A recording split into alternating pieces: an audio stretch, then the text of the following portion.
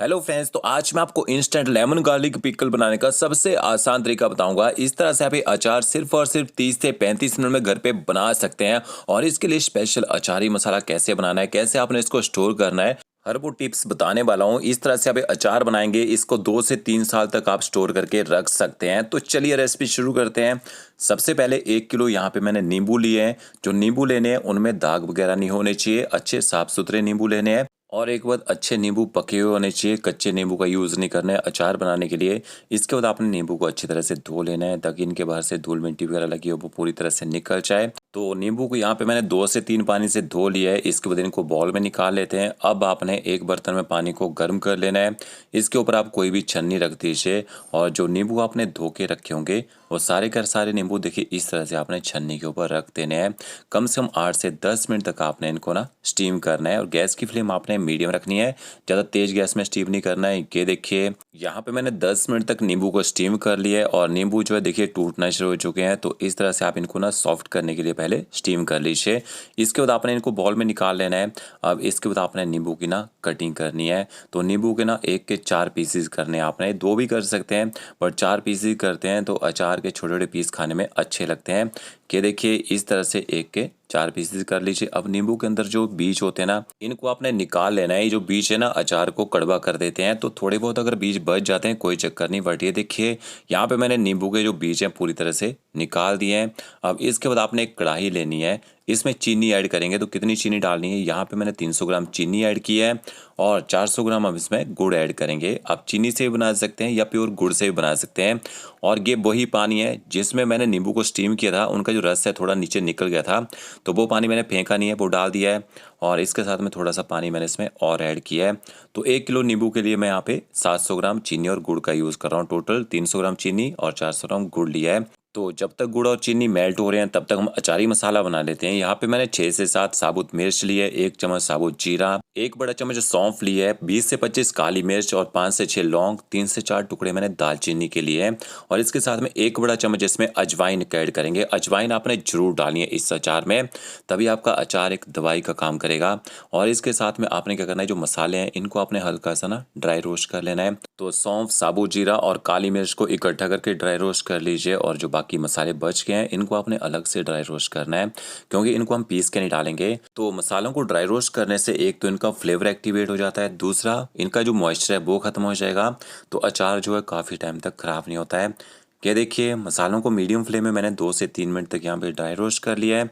इसके बाद आप इनको निकाल लीजिए। ठंडा होने के बाद इनको ना दरदरा सा ग्राइंड कर लेना है, एकदम पाउडर नहीं बनाना है। ये देखिए इस तरह से आपने इनको ग्राइंड करना है। और इन मसालों को मैंने एक प्लेट के ऊपर डाल दिया है। बाकी बचे हुए मसाले भी ऐड करेंगे।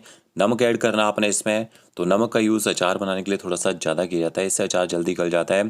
तो 2 चम्मच मैंने इसमें नमक ऐड किया है। और कश्मीरी मिर्च डालनी है अच्छे कलर के लिए, तो 2 छोटे चम्मच आप इसमें कश्मीरी मिर्च डाल दीजिए। 1 छोटा चम्मच आपने इसमें काला नमक ऐड करना है। और इन मसालों को अच्छी तरह से मिक्स कर लीजिए। तो ये हमारा अचारी मसाला बन गया है। अब जो अजवाइन ली है इसको आपने अलग से ड्राई रोस्ट करना है। इसको मसालों के साथ ड्राई रोस्ट नहीं करना चाहिए, इसको मसालों के साथ पीस देंगे तो ये कड़वा टेस्ट देना शुरू कर देती है। और इसके साथ में लौंग और दालचीनी मैंने डाल दी है। गैस की फ्लेम एकदम लो रखनी है। 1 से 1.5 मिनट तक आपने ना इसको ड्राई रोस्ट कर लेना है, ज़्यादा नहीं पकाना है। ज़्यादा आप इसमें कलर दे देंगे तब भी इसमें कड़वा टेस्ट आ जाता है। ये देखिए इस तरह से आप इसको भी ड्राई रोस्ट कर लीजिए। और यहाँ पे जो हमने गुड़ और चीनी रखे थे मेल्ट होने के लिए, देख सकते हैं अच्छी तरह से मेल्ट हो चुके हैं। अब इसके बाद आपने इसमें ना कटे हुए नींबू ऐड कर देने हैं। तो ये देखिए सारे के सारे नींबू यहाँ मैंने डाल दिए हैं।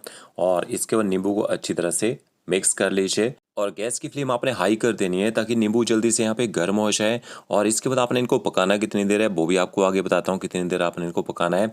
इसके साथ में आप इसमें अचारी मसाला भी ऐड कर दीजिए और अचारी मसाले को भी अच्छी तरह से मिक्स कर लीजिए यहाँ पे। और एक बात, अगर आप अचार में मिर्ची कम खाते हैं, कम मिर्ची खाना पसंद करते हैं, तो मिर्च का यूज़ आप अपने हिसाब से कम ज़्यादा यहाँ पे कर सकते हैं। अचारी मसाले को मिक्स कर लिया है। अब इसके बाद इसमें अजवाइन और लौंग और जो हमने दालचीनी रखी थी वो भी ऐड कर देनी है। तो अजवाइन का यूज़ हम इसमें तो ज़्यादा करते हैं ताकि हमारा डाइजेशन यहाँ पे सही रहे। और ये देखिए अच्छी तरह से सारे मसाले मैंने मिक्स कर लिए नींबू के साथ में। बॉयल यहाँ पे आ चुका है। अब आपने इसको ना हाई फ्लेम में कम से कम 5 से 6 मिनट तक पकाना है। इससे ज़्यादा देर नहीं पकाना है। इससे ज़्यादा देर पकाएंगे, नींबू को आप जितना पकाते जाएंगे ना वो हार्ड होते चले जाते हैं। तो इतनी देर में आपके नींबू के अचार की जो चाशनी है वो भी ठीक हो जाएगी और नींबू के अंदर अच्छी मिठास भी भर जाएगी। ये देखिए यहाँ पे लगभग मैंने 5 से 6 मिनट तक हाई फ्लेम में यहाँ पे पका लिया अचार को और हमारी चाशनी अच्छे से ठीक हो चुकी है।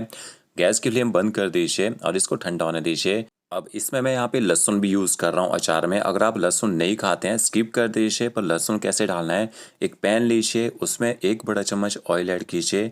जैसे ऑयल गर्म हो जाएगा, 1 कप भर के यहाँ पे मैंने देखिए लहसुन लिया है। इसका जो वेट है 150 ग्राम है। तो लहसुन को आपने हल्का सा ना शैलो फ्राई कर लेना है। शैलो फ्राई करके आप अचार में लहसुन डालेंगे, इसको आप साथ साथ में खा सकते हैं। और गैस की फ्लेम आपने ना हाई रखनी है, यहाँ पे हाई फ्लेम में इसको शैलो फ्राई करना है।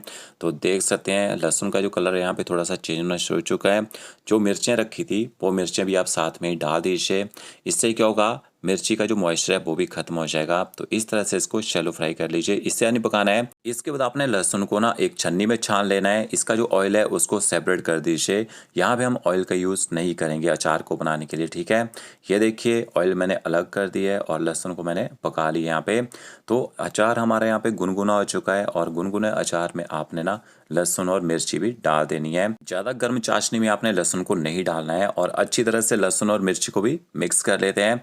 और ये देखिए हमारा जो अचार है वो बन के तैयार हो चुका है। अब आपने इसको स्टोर कैसे करना है वो भी आपको तरीका बताता हूँ। आपने एक प्लेट लेनी है, उसके ऊपर जला हुआ कोयला रख दीजिए। यहाँ पे हम अचार को स्टोर करने के लिए कांच के जार का यूज़ करते हैं। इसको आपने अच्छी तरह से धो के सुखा लेना है, इसके अंदर मॉइस्चर नहीं होना चाहिए। उस कोयले के ऊपर आपने थोड़ी सी हींग डालनी है, ये देखिए इस तरह से। और इसके साथ में थोड़ा सा बटर या घी डालिए और ऊपर आप इसके जार रख दीजिए। इसको आपने स्मोक देना है। जब आप अचार बना के खाएंगे ना तो अच्छा स्मोकी फ्लेवर आता है और काफ़ी टाइम तक अचार ना इससे ख़राब भी नहीं होता है। तो ये देखिए अच्छी तरह से मैंने अचार को स्मोक दे दिया है लगभग 30 से 40 सेकंड तक। और अचार हमारे यहाँ पे ठंडा हो चुका है। अब ठंडा करने के बाद आपने अचार को ना जार में भर देना है। गर्म नहीं होना चाहिए अचार, ठंडा करके ही आपने अचार को भरना है यहाँ पे। और जब भी आप अचार का यूज़ करते हैं, एक तो चम्मच गीला नहीं होना चाहिए, सूखे चम्मच का यूज़ करना है। दूसरा जार का जो ढक्कन है ना अच्छी तरह से टाइट करके आपने बंद करना होता है।